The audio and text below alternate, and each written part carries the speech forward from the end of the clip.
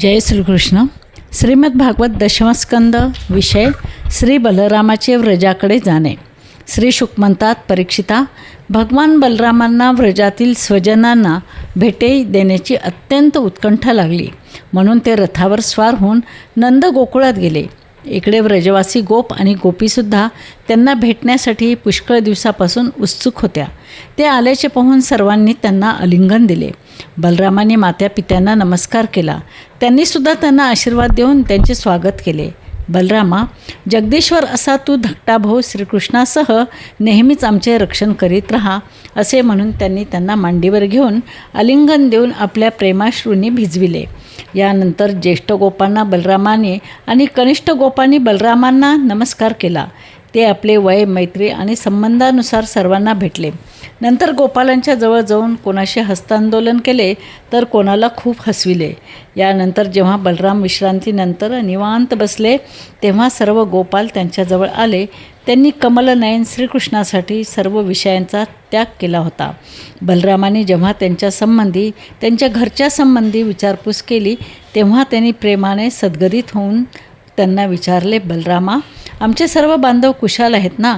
आता तुम्ही बायका मुलाबरोबर राहत असता तर आमची तुम्हाला कधी आठवण येते का? पापी माणसाला कंसाने मारले, आपल्या नातेवाईकांना मोठ्या संकटातून वाचवले, हे चांगले झाले. आपण आणखीनही पुष्कळ शत्रूंना मारलेत किंवा जिंकलेत आणि अत्यंत सुरक्षित ठिकाणी जाऊन राहत आहात, हे सुद्धा उत्तम झाले. बलरामाच्या दर्शनाने खुश झालेल्या गोपींनी हसून विचारले, बलरामा, शहरी स्त्रियांचे प्राणवल्लभ श्रीकृष्ण खुशाल आहेत ना? आपल्या बांधवाची, मात्या पित्याची त्यांना कधी आठवण येते का? आपल्या आईला भेटण्यासाठी ते एकदा तरी येणार आहेत का? पराक्रमी श्रीकृष्णांना कधी आम्ही केलेल्या सेवेची आठवण येते का? आपल्या माणसांना सोडणे किती कठीण असते, तरीसुद्धा आम्ही त्यांच्यासाठी आमचे आईवडील, भाऊ, पतिपुत्र, बहिणी यांनासुद्धा सोडून दिले. परंतु हे प्रभो, त्यांनी अगदी सहजपणे आमच्या प्रेमाचे बंधन तोडून आम्हाला सोडून खुशाल निघून गेले.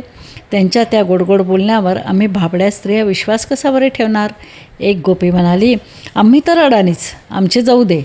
परंतु शहरातील चतुर स्त्रिया चंचल आणि कृतज्ञ श्रीकृष्णाच्या बोलण्याला कसे बरे फसतील? त्यावर दुसरी गोपी म्हणाली, अगं, का नाही फसणार? ते गोडगोड बोलण्यात मोठे पटाईत आहेत ना. शिवाय त्यांचे ते सुंदर स्मितहास्ययुक्त पाहणे, त्यामुळे शहरातील त्या स्त्रियासुद्धा प्रेमवेगाने येऊन त्यांचा विरह विसरून व्याकुळ होत असतील आणि त्यांच्या बोलण्यावर विश्वास ठेवत असतील. तिसरी गोपी म्हणाली, गोपींनो, त्याच्याबद्दल कशाला बोलता गं? दुसरा एखादा विषय काढा ना. जर त्या निर्दयाचा वेळ आमच्याखेरीज जात असेल तर आमचाही वेळ त्याच्यासारखाच का जाऊ नये?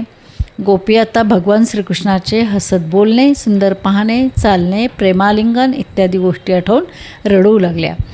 निरनिराळ्या प्रकारे समजूत घालण्यात निपुण असलेल्या बलरामाने श्रीकृष्णाचे हृदयस्पर्शी संदेश सांगून गोपींचे सांत्वन केले.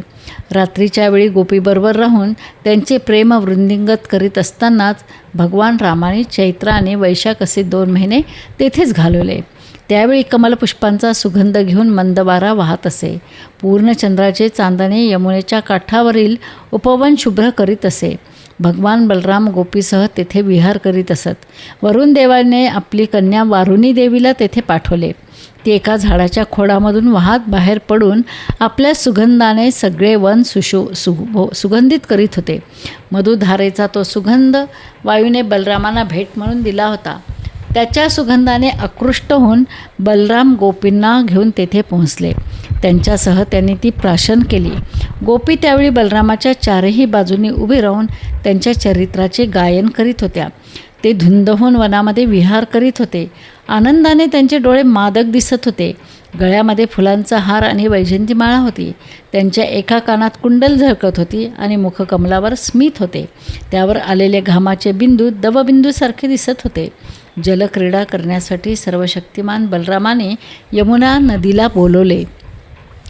ते वारुणीच्या नशेत आहेत असे पाहून यमुना नदी त्यावेळी आली नाही.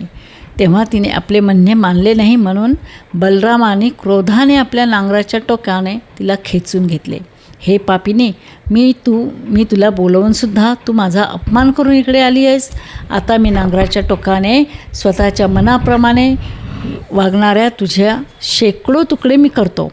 राजा बलरामाने जेव्हा यमुनाला असे फटकारले तेव्हा आश्चर्यचकित आणि भयभीत होऊन बलरामाच्या चरणावर तिने लोटांगण घातले आणि ती त्यांची प्रार्थना करू लागली.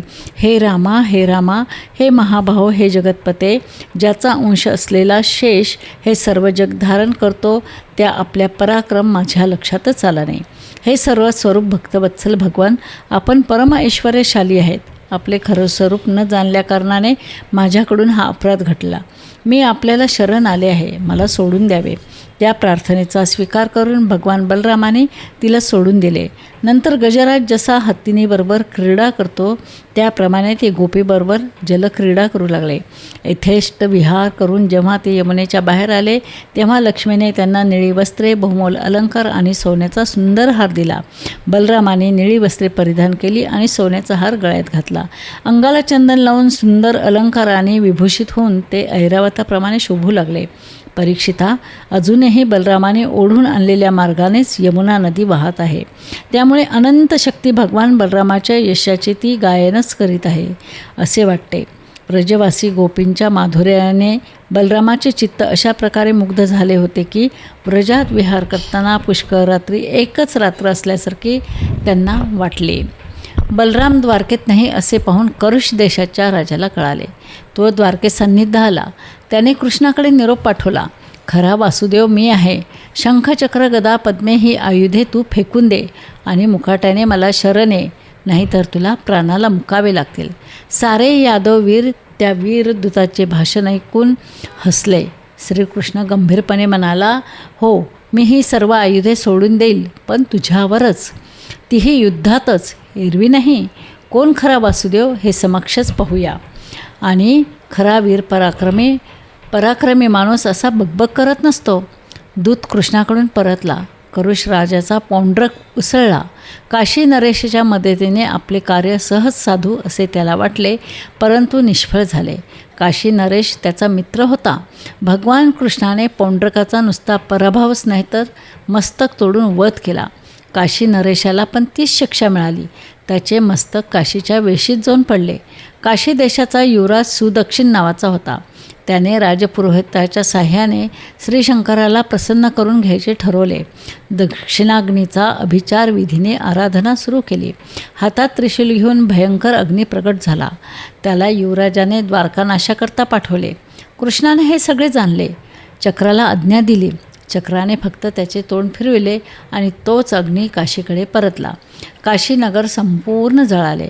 असत्य सत्याशी सामना कधीच देऊ शकणार नाही.